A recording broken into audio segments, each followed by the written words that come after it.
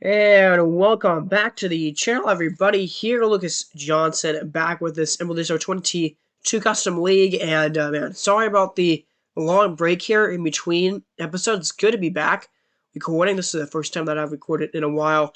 And, you're probably going to notice it in my voice right now. I have been sick for a while. I've been sick since, like, Tuesday. This is, like, it's just a cold. I had a fever on Tuesday. And then it's just been the symptoms. I just can't shake them right now. So there will be, my voice probably doesn't sound 100% right now, a little bit stuffed up. But I will try to not, cough into the mic or anything like that for you guys to keep this, to keep the quality of the video up and the same. But I need to get this recorded. I need to get these videos out to you here because we are right at the end of the season.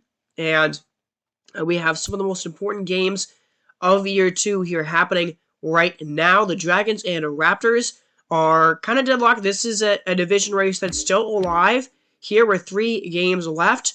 Right now, the Raptors, one of those teams will be, both of those teams will be in the postseason for sure. The Scorpions have been eliminated officially. But it just, who is going to win this division? The Dragons only need to win one of these last 3 games that these teams are playing here to win this division. And the Dragons, what has been a key to their success this year, they've kind of turned around their franchise. They were below 500 last year, 80 and 82. I think it's been a combination of really important pitching moves that they've made. Getting Madison Bumgarner was a huge addition for them and an overall improvement in their pitching. And their offense has been stronger overall this season.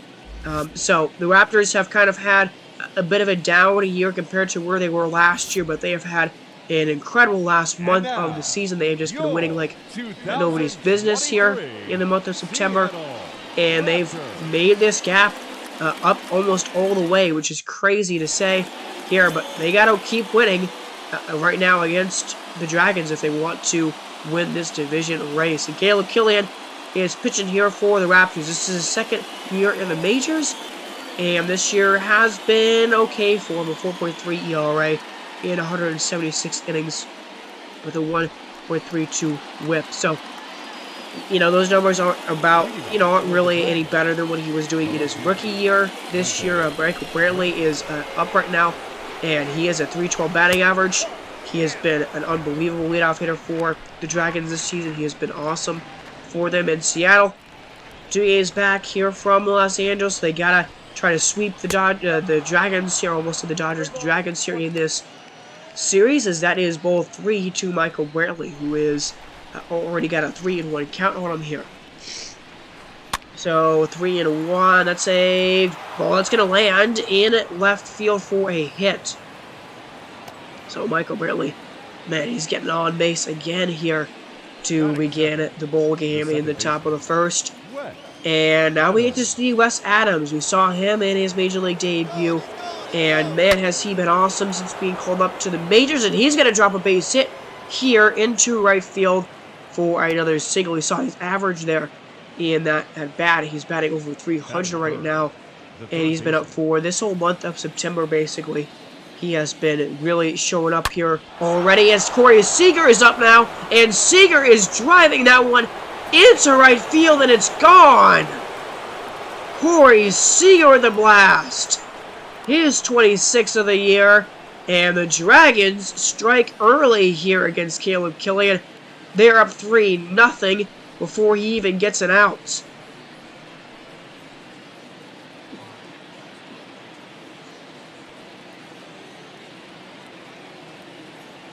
Wow, so what a swing there by Corey Seager, and no doubt pulled the run, and 3-0 just like that. Wow, so here's now Jose Altuve.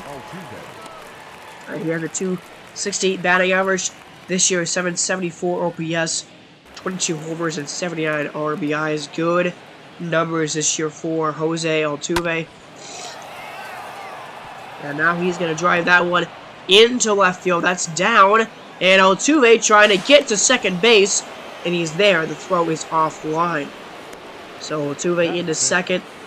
29th double of the year, and now it is the power mashing Joey Gallo, who is one of the better power hitters in the majors this season. 234 batting average with 41 bombs at his first in the American League, and that might be first in baseball. I'm not actually sure about that. I think Fernando Tatis might have more, but 119 RBIs. He's been fantastic this season, but that is a swing and a miss, and Caleb Killian gets them swing for the first strikeout of the game and the first out of the game for him here finally. 4 batters in, or 5 batters in actually at this point. Anthony Santander is up now, and he's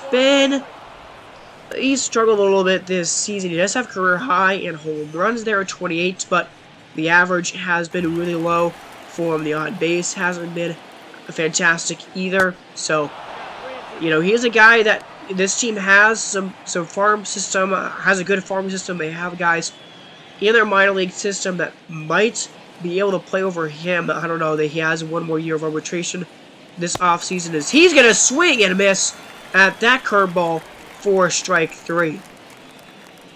So Killian has come back here after a couple of, hits and a couple extra base hits that he's given up early on to get a couple of strikeouts.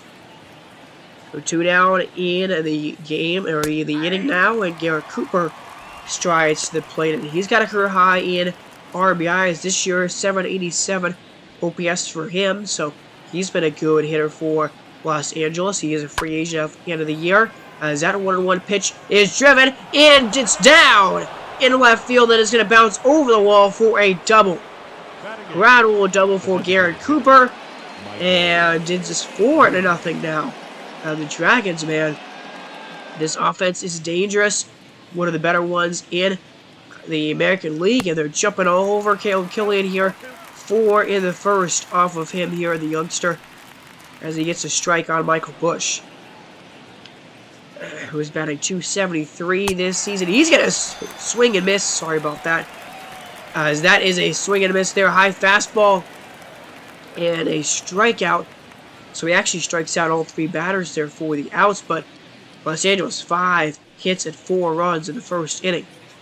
So already a cushion given to Albert Alazalai, who has been good this season as his team's, I think, 4 or 5 starting pitcher this year. 3.95 ERA, 177 innings, a 1.26 whip, 140 strikeouts.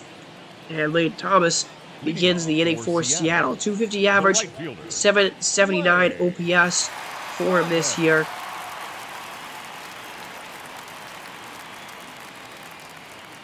And he will take a first pitch sinker that gets there for the strike. Los Angeles sitting at 89-70 this year. First in the division. They've been first in this division for quite a while this season.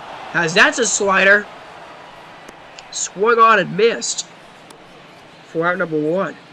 But yeah, these are the most important games that, they had to play this season, as they're, what looked like a pretty surefire division title for them is now in jeopardy. As that's a fly ball, shallow center field, racing and making the catch there is Joey Gallo. Pretty good play as we get a look at this lineup. And, third in the AL on average this season. This is a great batting order, as Lane Thomas is at the top, Xander Bogaerts, Juan Soto, Teoscar Hernandez, Jared Walsh, Johnny Diaz batting .293 this year. It's just a great batting order for this team. Travis d'Arnaud is also there in this lineup towards the bottom.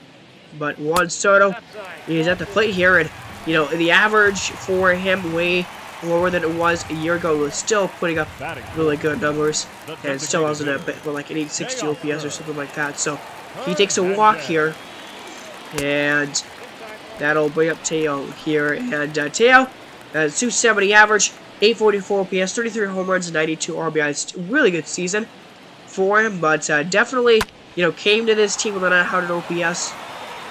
And OPS has dropped for sure since he's gone to Seattle, but he's still a good hitter, still an important part of this team, and still, probably has definitely helped them out in this last couple of months here, this push to try to get back to the division title. Corey Lee is up, and he has really struggled against righties this year. That has led to him having an only .229 batting average overall this season. So that's a swing and a miss there. Inside fastball, and Killian gets another strikeout.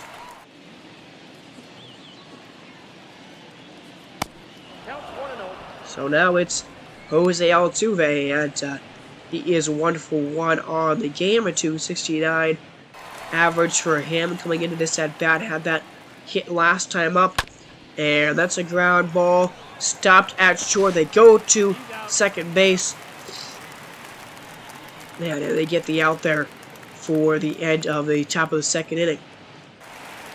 So Seattle here still down 4-0. There's Johnny Diaz, who has been unreal this season. A .309 average against righties, 15 home runs and 50 RBIs against them, and a .293 batting average overall this season. He has been one of the guys. It really wasn't a big-time name, a big-time starter for this team last year, but has taken a huge role in this offense this season, and has helped them a lot. As that's a ground ball and a double play started by who is the third baseman on this team right now? It's might be Michael Bush.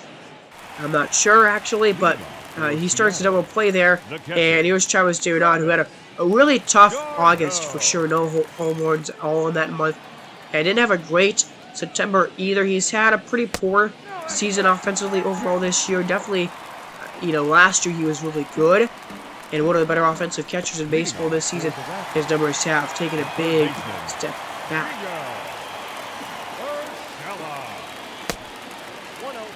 So now it's Gio Urshela, career high in home runs with 26 this year, and 64 RBIs. He's had a really good season for Seattle, as that is a ground ball, and it's stopped at second base, and we're going to see another double play. The third one here that we've seen in the last few innings.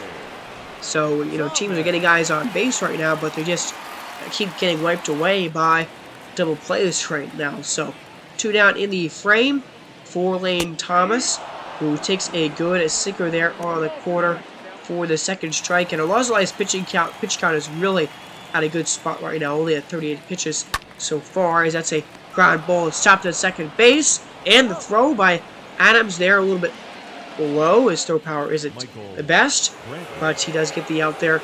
So we go top 4 here, 2 down in the inning, and Killian has kept this lead where it's at right now in this game. He gets another 1-2-3 inning there in the top of the 4th. So, he has kept this game at 4-0. We go bottom 4. There's Juan Soto. Okay, maybe the OPS was a little bit worse than I thought, but still over 800 OPS for him. And that is a swing and a miss on a slider there. Alonzo with 20 balls and 27 strikes so far. And here's a 3-2 to Juan Soto. It's a foul ball. Wow. How does he make contact with that one? I don't know. That's a crazy swing there with that ball way outside of the strike zone. But now Alonzo is going to come at him here with another 3-2. And that one is down the line. And it's fair. Just fair down the right field line. And Soto is up to second base. So he's got a double. 28th of the year for him. And, I mean, look at where this ball went and how close it was to going out into foul territory. As it's now Teoscar Hernandez here, and he takes a slider. That was a good pitch right there, down at the knees. 150 hits for Hernandez this season. And that's a 2-2 line drive, and it's caught at third base there. And so that's the second out of the inning. That's a big out there. Corey Seager, okay, is the third baseman on this team. And so now 2 down in the inning for Jared Walsh, who has been really good this season. In an 873 OPS for him, 30-plus home runs this year. And we're going to take advantage of the double here, as in the first pitch he grounds it to first base, and it is stopped by Bush, I think, is at first base here, and he will go and touch the bag to end the 4th inning. So nothing happening there for Seattle as Alazai walks around the double there. And another 1-2-3 inning here in the 5th now for Caleb Killian, who has not given up a run since the 1st inning and has only given up 1 hit since the 1st inning as well. So he's actually gained strength and gotten better as the game has gone along. That was a really poor swing by Yanni Diaz. I don't think you see him swing like that very much this year, as here's Nick Solak coming up, and Solak has a near 800 OPS this season. He's been very, very good for Seattle, as that single just misses apparently. 36 doubles, that's first on the team. And here is a 2-2 to him. As it's a four-seam fastball down the middle of the plate. And was that a prediction or something there? Showing his doubles this year. Now he's going to third base though. And he's going to get to third standing up. So it's a triple for Nick Solak. That's the 7th of the year. He's kind of an extra base hit machine, it looks like, this season, as he is now 90 feet away for Seattle. I think we're in the 5th inning right now. Yeah, we're in the 5th inning right now here. So Travis d'Arnaud is up, and he just needs to get a ball high enough in the air, and he does just that with this fly ball into left, and that is back, and it's gone! High and deep, and d'Arnaud with a home run. That's his 13th of the year, and the Raptors are on the board here in the 5th inning. They kept the lead in half here in the 5th. With that sinker, I mean, that's a pitch right down the middle, and Travis does not miss it. You know, an off-season, or a season where he has struggled and been a little bit off at the plates, but you know, he is already looking to get a ball high in the outfield and deep enough to score Solak. And when he gets a cookie pitch like that, he takes advantage of it and drives it over the wall. So, Travis d'Arnaud coming up big for Seattle, and they're on the scoreboard here as we are done with 5 innings, and it's a 4-2 game. Your attention, please. Now pitching. Coming out of the bullpen for Seattle is Brent Honeywell Jr., who has been not great this season. Those averages against are pretty high there, 285 and 276 this season. So he's been not an amazing long reliever for this team, but he does get a 1-2-3 top of the 6th inning here, and that's quite a lot of batters sit down in a row by the Raptors pitching staff. That's at least 9 set in a row right now, because that's 3 1-2-3 innings that we've seen in a row here in this game.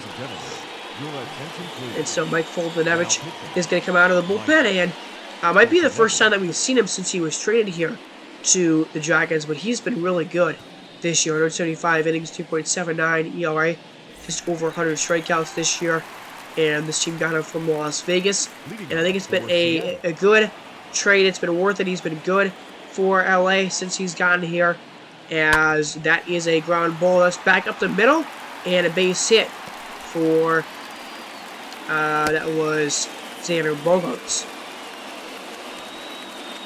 So he is at first here with 1 down for Teoscar Hernandez, who takes a fastball. That one just missed, apparently, right on the corner, and so it's 3-0 now with Jared Walsh sitting on deck, a dangerous hitter for sure. And can he locate here? Is that four-seam fastball misses pretty high up in the zone, not really close pitch there. And so 2 on base here, and they immediately go back to the bullpen here. Foltynewicz only faces 3 batters, and they go back to the bullpen and they go to Caleb Theobald, who has 41.2 innings this year, 3.02 ERA, 35 strikeouts this year. He's had a good season for Los Angeles, but he's been put in a pretty difficult spot right here in the bottom of the 6th with a 4-2 game, 2 on and 1 out for Jared Walsh. So the count is 3-1 to him here, and he will lose Jared Walsh as well. That pitch misses inside, and it is ball 4. So bases loaded here, 2 walks back to back, set up Yanni Diaz with the bases juiced. Big opportunity here as Diaz swings, drives it into left field, and it's down, and again a bounce up and over the wall for a ground rule double. 2 runs will score off of that, and Yanni Diaz has tied the game here for Seattle in the 6th inning. Big time swing by Diaz there. 4-4 game. Now it's a ground ball by Nick Solak back up the middle. That's going to score 1 run. Seattle takes the lead. They're down 4-0. They've got 5 unanswered points here in the last 2 innings. And now it's Travis d'Arnaud who had that home run last time he was up at the plate. Back in the 5th inning here, and he's back up again here in the 6th with another big-time scoring opportunity. They're going to go back to the bullpen again.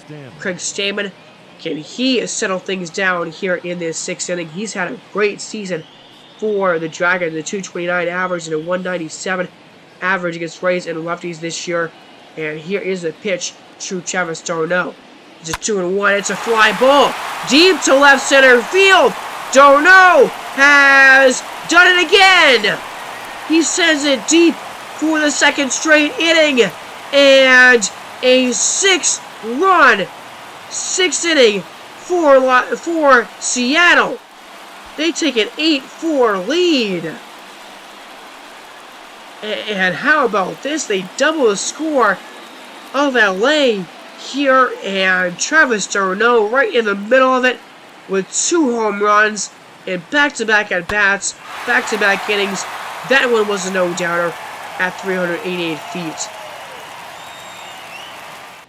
Man, so this crowd was, just out of the game here for the first 5 or 4 innings or so.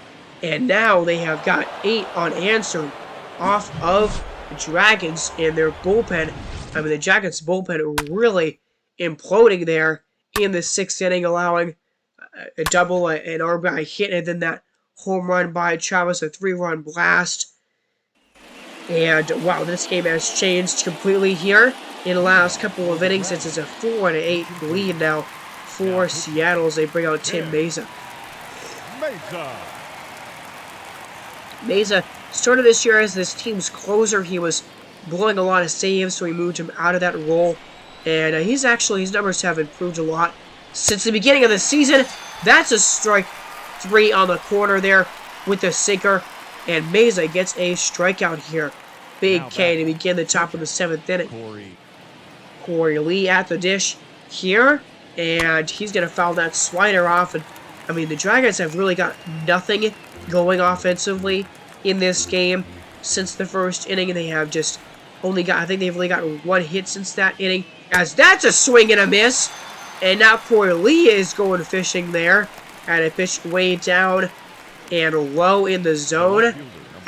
Actually, not even in the zone, outside of the zone there. Beautiful sinker by Tim Mayza. And now here's Michael Brantley. That's a fly ball. And that is caught in left field. Another 1-2-3 frame for this Raptors pitching staff, who has really showed up to pitch here after the 1st inning in this game. As Archie Bradley comes out for the Dragons at 3.52 ERA for him this season. Only 14 strikeouts for him, but a 263 average. Those averages against are pretty much identical to both lefties and righties this season, as here's Xander Bogaerts. 1 for 3 with a single and a run at 838 OPS for him this season. He's been a really good offensive player for Seattle. That's a ground ball. Stopped at shortstop. Jump throw, and it pulls for the first baseman Bush off of the bag. And Bogaerts will reach. So now it is Jared Walsh. And the 1-2 to him here is a fly ball. Center field, and Joey Gallo is under it. He makes the catch to end the 7th inning. You really cannot afford to make this lead any bigger. If you're Los Angeles here, so they keep the score at 8-4. We go to the 8th inning now. Your attention, please. Now pitching. Here's Alex Colomé, 36.1 innings for him, a 3.72 ERA this season. And he's pitching here, top of the 8th inning. Not a setup situation, but here's Wes Adams Adams. 311 batting average for him this season, and over 800 OPS as well. And he's going to ground that one into second base. Stopped. The throw is offline, and Wes Adams reaches. Wow, so I don't know why that was such a bad throw by Yandy Diaz there. He didn't look like he didn't even need to rush that throw at all either. So now he got Wes Adams at first base, and he's a great base stealer, but he's staying put there at first base. That's a swing and a miss and a strikeout. Who was that? Here, that was Number 13. Jose Altuve, and now it's Joey Gallo. So 0-2 to him, and that's a ground ball. Stopped at third base, and they go to second base. Wow, okay. That was a bit of a risky throw there. I didn't know if they were going to actually get him out there. They just barely did. So that'll be the end of the 8th inning, and the Dragons are really running out of opportunities now. JT Chouagua comes out of the bullpen, and he has had a good season for the Dragons. A 2.5 ERA for him this year. As up right now on deck is Travis Turno. You do not want to walk the guy here to bring him up. Nick Solak is at the plate. 2 for 3 day for him, and he takes a slider low for ball 4. So this Los Angeles bullpen has had an issue with the walks here these last 2 innings. Another one down by JT Chouagua. As that's a swing and a miss by Travis Turno there. JT Chouagua does get him out finally here, and that's a big time strikeout, and way out in front of that pitch was Travis. So 2-2 for Julio Urshela, who swings and misses at a pitch way in the dirt and gets a strikeout. So that'll end the 8th inning here. And now 3 outs left for the Raptors to get John Curtis. Comes on out. Not a save situation, but still John Curtis has been really good in 61 innings this year. 3.36 ERA, 208 average against righties, 318 against lefties. So yeah, you know, righties or lefties have been a lot better against him this year, but against righties he's been really almost untouchable this season, as that is a fastball there to Anthony Santander, who is 0 for 3 on the day so far. He's got 1 and 2 count against him here. And the pitch to Santander is a swing and a miss. 4-seam fastball down in the zone, and Curtis gets a huge strikeout for out number 2. Or out number 1 in the 9th inning. I think that was out number 1. Now there's 2 down in the frame for Michael Busch, who's going to swing and miss a high slider, but inside corner there. That 4-seam fastball just misses. What a take by Busch here, and the count is full now. So 3-2 pitch. That fastball misses high and up in the zone, and so the game is not over yet as it is extended, and they bring out Aroldis Chapman from the bullpen. Why would you do this? Aroldis Chapman has a 4.85 ERA. He's only pitched 13 innings this year, so he doesn't even have a great sample size. But what? This is a bad move. Why does John Curtis not finish this inning off? I mean, he walks 1 batter here. Wow, I'm just speechless. This is a really bad move by the CPU. But Aroldis Chapman is gonna get the out here. I mean, this is a nonsense. Like, why would you do that? It just doesn't make any sense to bring in Aroldis Chapman there in that situation. But he gets the out that he needs to get, and the Raptors hold on for a victory. So they do win this one, and they get a big win here, as they have another 88 wins on the season for them, and now they are only 1 game behind the Dragons here for this division. So that's 1 of the 3 games out of the way that they needed to win here against the Dragons here. Can they win 2 more against Los Angeles here to steal this division? I mean, it really would be still in this division away from Los Angeles. It looked like they had it kind of in the bag for a while there in this season here. But they are one step away from a division title. So an 8-4 win, 6 runs in that 6th inning. That was the turning point of the game. And Travis d'Arnaud, what a game for him. 2 home runs and 5 RBIs. And yeah, I mean, only a .231 batting average this year. He has definitely struggled this season offensively, but he had a great offensive day today. Salk with a triple, Diaz and Soto with a double, with doubles there. And Diaz up to 70 RBIs now. Salk with 67 on the season. And you see the averages there for this team, all pretty good, in good spots there. Caleb Killian, you know, his game has actually, he actually only gave up 1 hit after the 1st inning, so kind of impressive. This bullpen was really impressive, though, for Seattle. Doesn't give up a single run. Honeywell, Meza, Colome, all those guys pitched perfect innings, basically there. Curtis, for some reason, only pitched 0.2 innings, and then they brought in Chapman for some reason there in the 9th. But either way, LA, here, their offense, I mean, the 1st inning was about all the offense that they had. They only had 1 hit after the 1st inning today, and Corey Seager had a home run, his 26th of the year, up to 87 RBIs now, and Altuve with 29 doubles. Cooper had his 22nd of the year there. So, yeah, a lot of good averages there. You know, Bradley with a 312, Adams 308 this season. Seager's average at 246. Gallo, I mean, his strength is his power right now. But the pitching for them, Robert Alazolai, I think was overall pretty good in this start here. 4 or 5 innings, 4 hits, 2 runs allowed. But doesn't get the loss. That goes to Caleb Theobar, who couldn't get it out and gave up 3 runs in this one. And Fultonevich also really struggled. So both of those guys, I mean, just the bullpen as a whole in this one. Craig Salmon also gave up a run in .2 innings there.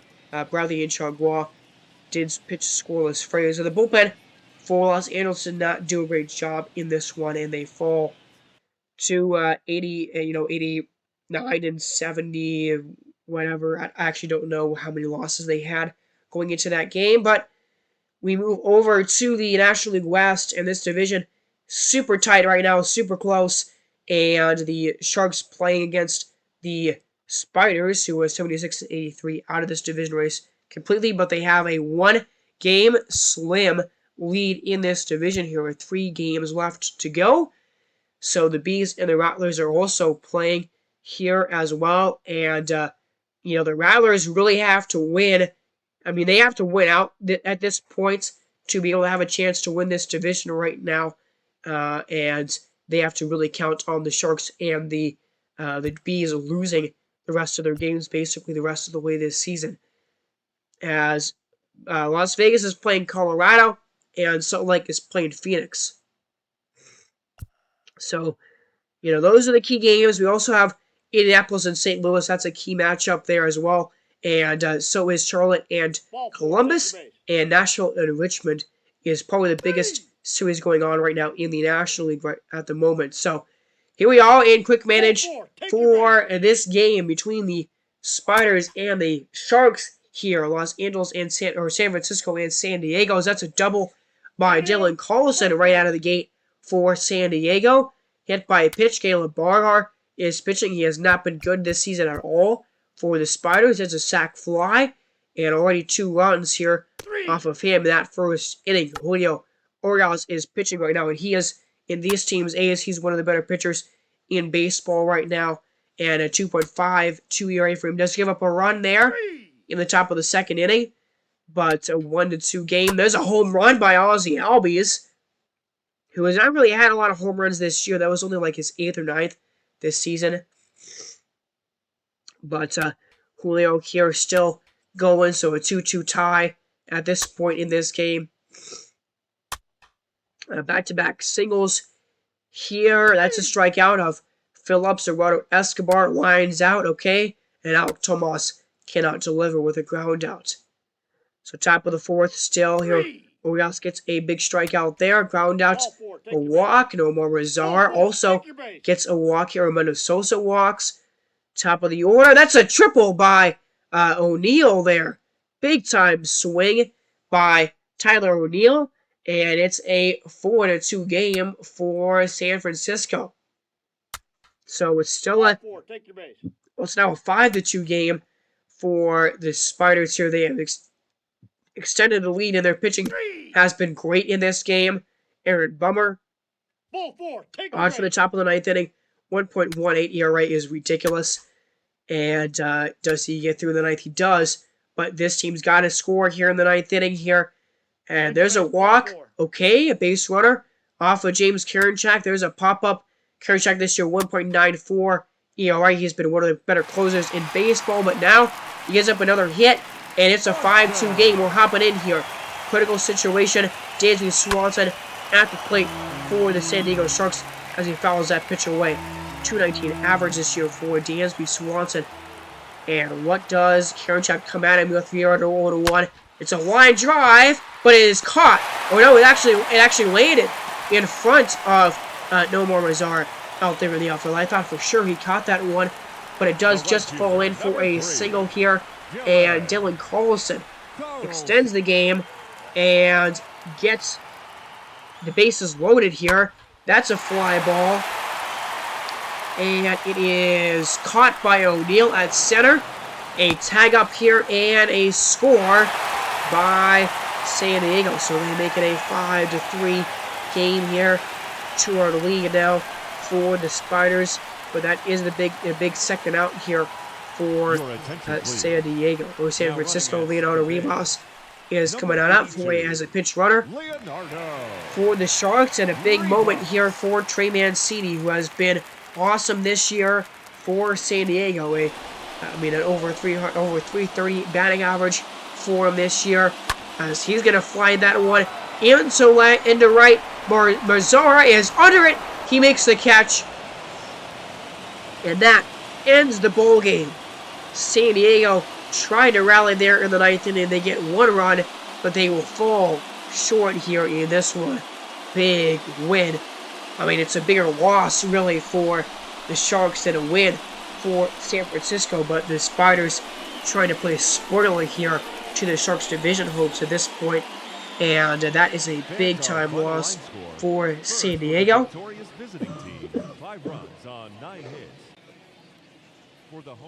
As, San Francisco, this offense this year has been pretty average overall.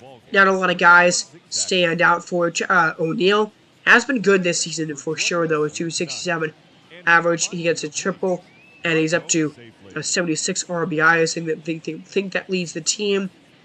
And Casale has been good. Albies has been okay. Only got his 12th RBI or 12th home run of the season this year, and up to 40 RBIs. Freshman a 254 average. Wisdom has been pretty good. And then the rest of the lineup here for them is not great. The pitching is also not very good right now at the moment for this team. It's one of the weaker areas. Kara Bargar gets a win, but only his 4th of the year. Actually pitched pretty well in this one. And Karinchak, that ERA goes up to over 2, but does get his 46th save of the year. Rosenthal, really good numbers. Yimi Garcia, below 2 ERA for him this season. This bullpen has actually been really surprisingly very, very good for San Francisco. One of the strong points of the team. And for San Diego, their offense in this game wasn't really that productive. They got 2 runs there in the first inning, and then they couldn't score until the ninth there. But overall, it's a lineup that is kind of top-heavy with Swanson, Carlson, Mancini, all those guys hitting really well. And Ian Happ has been also pretty good, but the rest of the batting order is, just average to below average. Julio Luis Urias didn't have a fantastic start. He got the loss in this game. And then Jordan Wiles, 2.2 innings, gives up a run. Bummer, 1.1 scoreless innings. The ERA goes all the way down to 1.16. But Dylan Carlson up to 92 RBIs is pretty impressive this season. So now we're going to go to Las Vegas and Colorado here. Colorado really needs to just keep winning at this point. I think if they lose, Ball four, if they lose this game, they technically won't. I think they will be actually eliminated.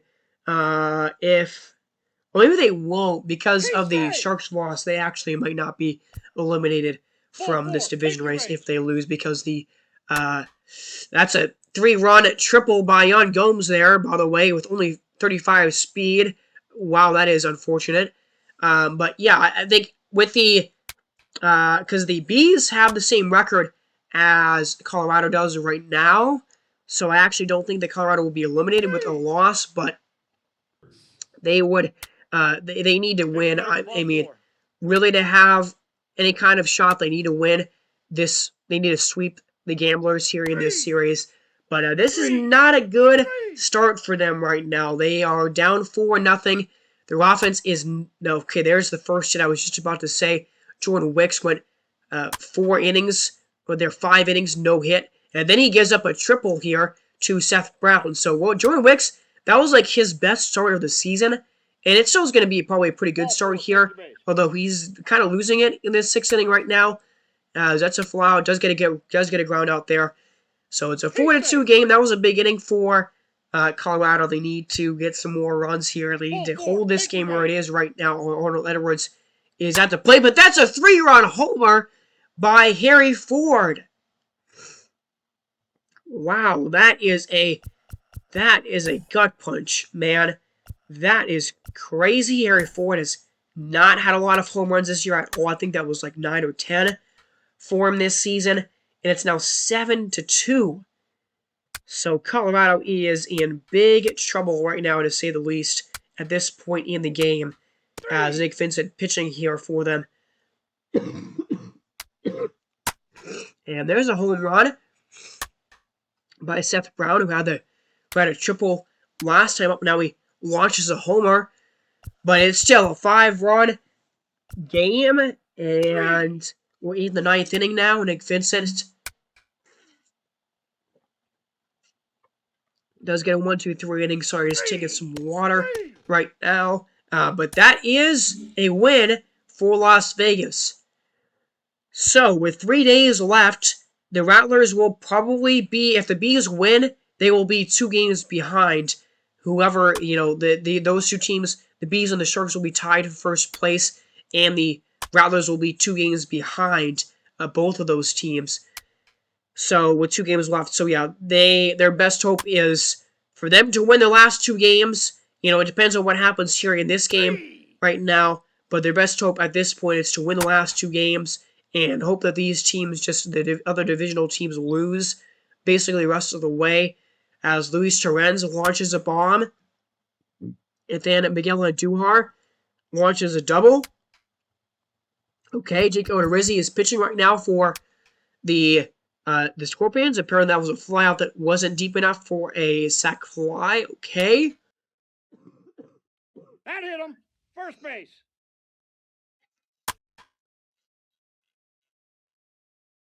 Ball 4. Take your base. But oh boy, now the bases are loaded. And that's a sac fly. And there's a sac bunt. Okay. Says they're going to bring Jake Odorizzi out of the game. I guess not. I was kind of surprised that they kept him in the game. And then they bring in Victor Gonzalez. This is probably not going to go well. 6.5 ERA. Ronald Acuna Jr. delivers with a big-time double. And yeah, Victor Gonzalez, I'm sorry, you should never put him into another game this season. He has an over 7 ERA. He has been just terrible. And I didn't actually end up quick managing the rest of that game there. But the Bees do win this one here over Phoenix 4-1. So that's a big victory for them. That now ties them at first place with the Sharks. And again, this is a team that, was a double-digit games below 500 at multiple points this season. I think they were like 9 games below 500 even entering the last month of the season. This is a team that I really, out of all the teams that got really hot the last month of the year, there was a few teams that did that this season. Salt Lake was the team that I did not expect to do that at all, especially after they traded away a lot of their players at the trade deadline. They have just roared back with an incredible month, an incredible second half of the season. And now they have a chance to win the division for a second straight year.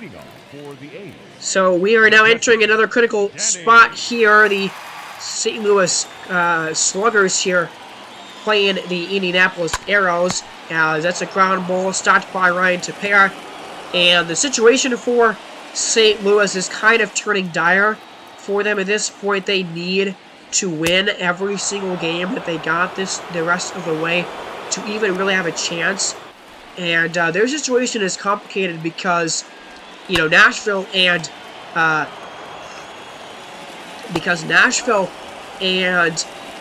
the Rhinos are the other two teams that are ahead of them in the wild card race right now, but those two teams are playing each other. So I don't really know how the math is going to work out for them. I don't think they're eliminated yet, but they have to have some kind of crazy things happen for them in order to make the playoffs here.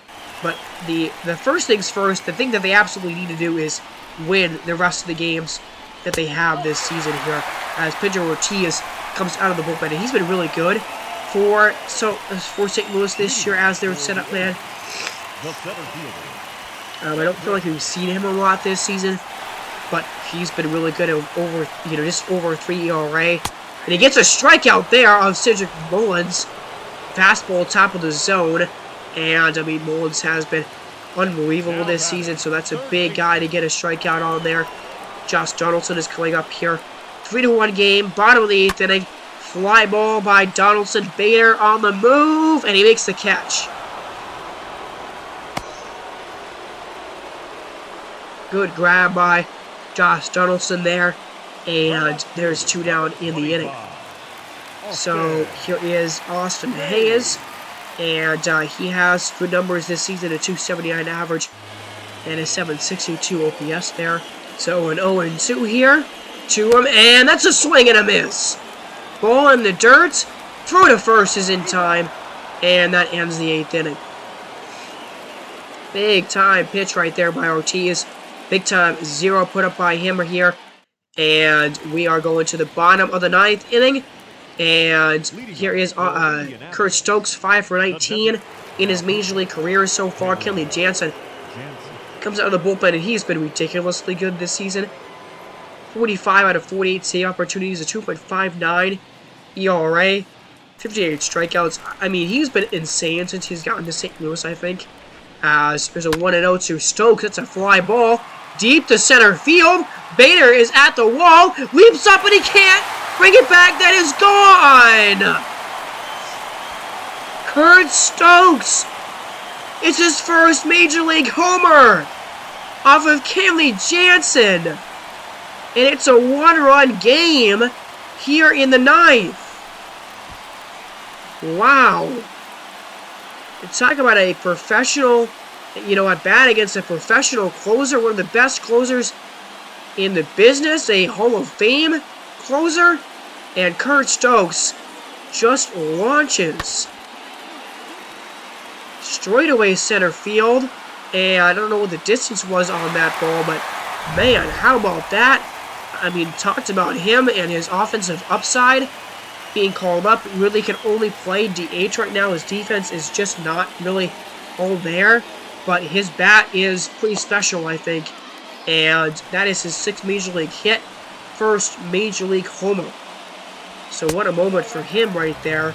And Indianapolis is now only a run behind. I don't know how many home runs Kenley Jansen has given up this season. It's not many, I would think. Here, 1-2 count now to Danny Jansen. And he is going to swing and miss. That was a slider down at his knees. Great pitch right there by Jansen. And he does recover here to get a big-time strikeout. Way out in front of that pitch was Jansen. And there is now 2 down in the inning. So here is Gavin Lux at the plate, and he takes a 2-seamer there, high, but a strike. And the count goes to 2-2 now. 2 for 3 on the day. He is Gavin Lux. And that one just misses. Well, how did he take that pitch there? Right on the corner. Oh, okay. So, 3-2 count here. Lux looks at another pitch, and that's a little chopper in the on the infield. Jansen has it, throws it to first base, but can't get the out.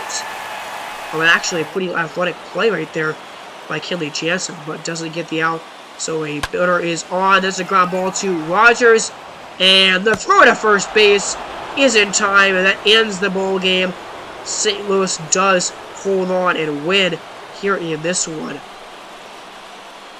I mean, man, a really important win for them at this point in the season. They need every win that they can get, and they hold on here as Kenley Jansen gets his 46th save of the year. A little bit of a shaky one there for him, but a save all the same. So, yeah, St. Louis, you know, I don't know that this is a team that has just kind of had a downfall this last month of the year.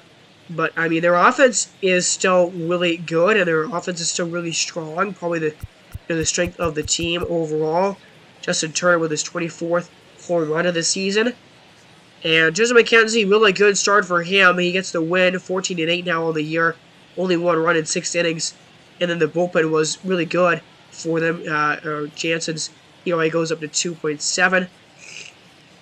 But Indianapolis, you know, this is a team that it was disappointing this season after a division title last year, and, you know, a team that had, you know, a trip all the way to the NLCS, almost made it to the World Series, and they're going to be about a 500 team this season when everything is said and done.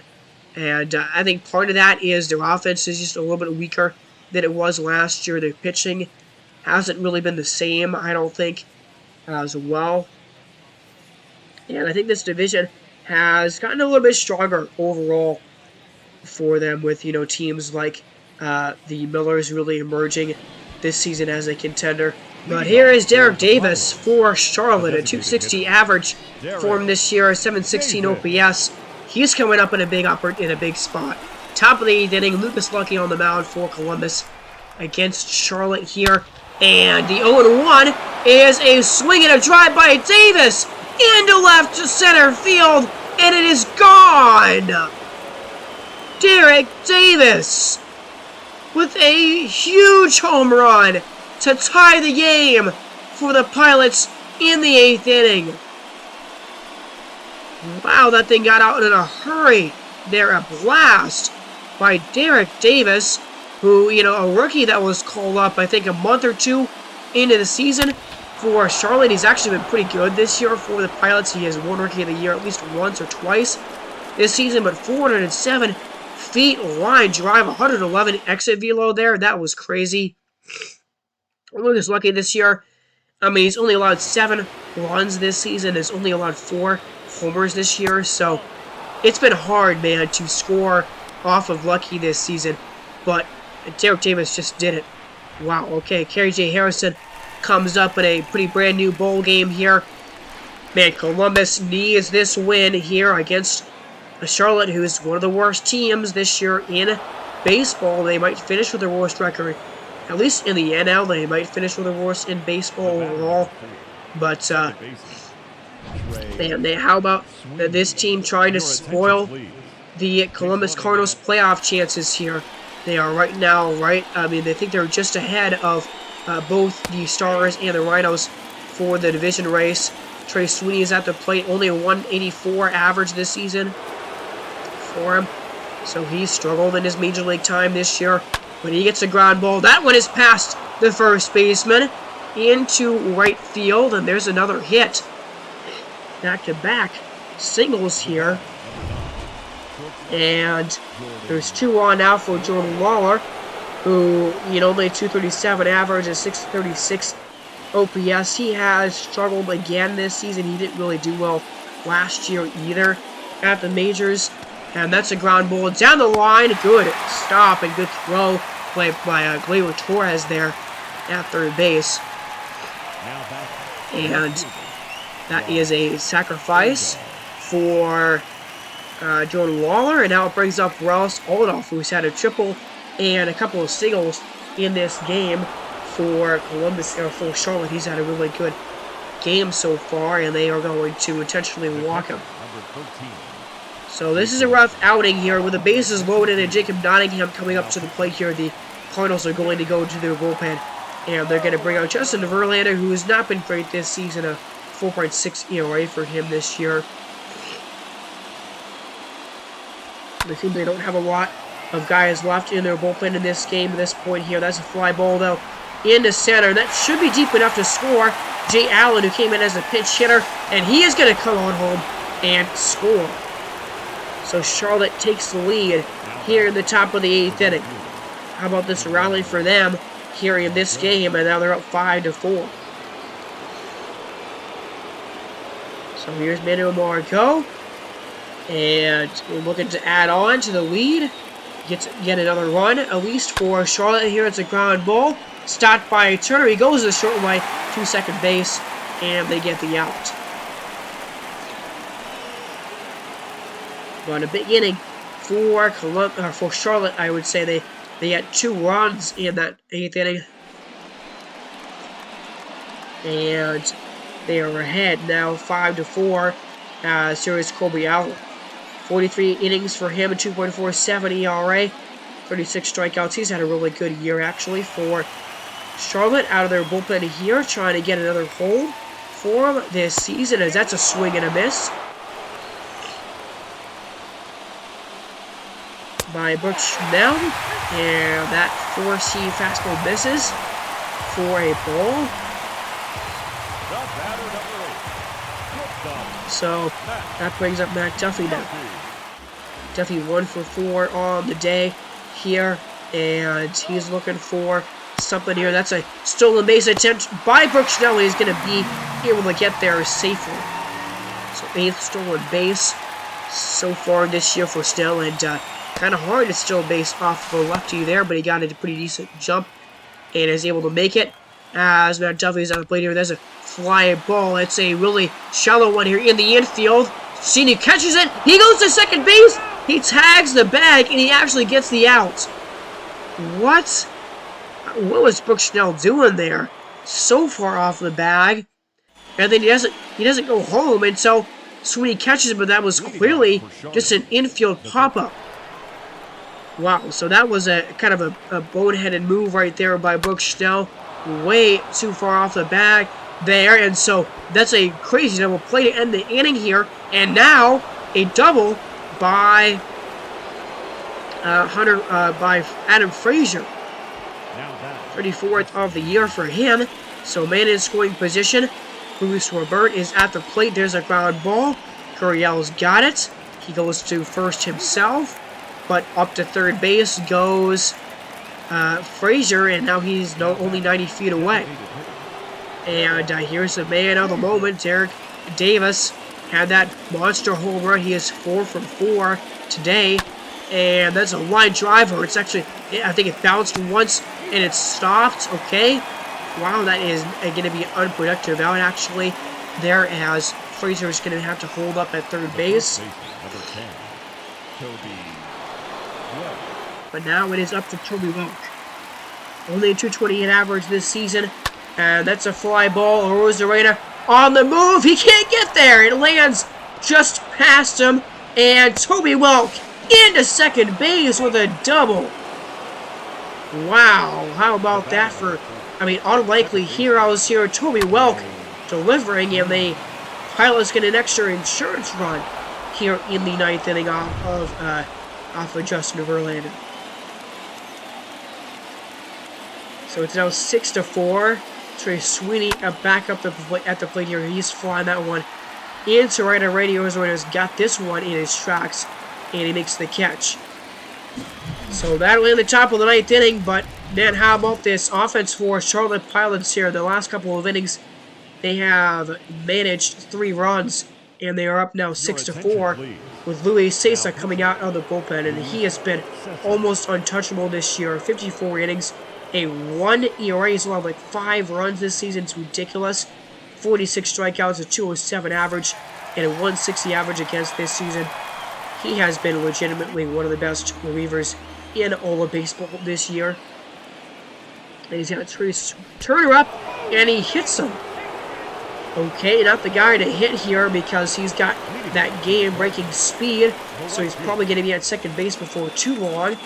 But he hasn't tried to steal yet here. 2-2 pitch to Randy. That's a swing and a miss for a strikeout. Wow, okay, Luis Cessa gets a big strikeout there. Now batting, third baseman. And there is one down in the inning. So yeah, Randy cannot catch up with that pitch there, and now it is Gleyber Torres. So 1-1 pitch. I don't know why they haven't tried to steal. There's a ground ball, and that is going to be one out there, and it's a double play. Why do they not try to steal second base with Trey Turner there to break up a double play opportunity?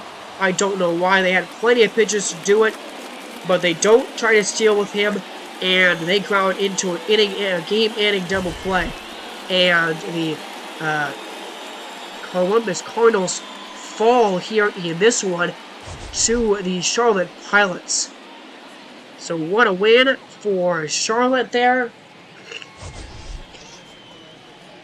as they hold on for the victory, and a big time loss for Charlotte here. We'll give you a look at the division and how it looks right now in the next episode, because in the next episode we will really focus on the Stars and the Rhinos who are playing each other right now.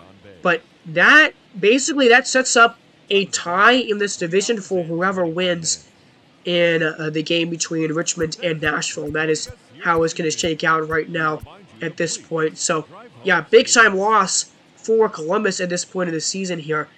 So, wow, I mean, don't go anywhere, man. This is 2 games left of the season, and there's still so much to decide. The National League West, up for grabs. The NL East, up for grabs. The second wildcard spot, up for grabs. And the division here, the American League, I think it's the American League East, I would say, is also up for grabs. So, those are the games that we'll be focusing on here going forward, the last couple of days of the season, as we finish things out. And then we'll have some last MLB games for a couple of players making their final games and everything as well. But yeah, we are almost done with year 2 here, so don't go anywhere. Next episode will be a huge one for this season here, with these teams still fighting for the playoffs. So I will be back here hopefully sooner than last episode. The break in between episodes. Hopefully I start feeling a lot better. I am feeling better overall here the last couple of days. I have not had a headache in the last couple of days, which has been good. So a step in the right direction. But yeah, I will see you guys in the next one here. Thank you so much for watching and listening. And so don't go anywhere here. Playoff race continues next time. I hope everybody has had a great week and has a great, had a great weekend and everything. And I will see you all in the next video. Have a great day, everybody, and God bless.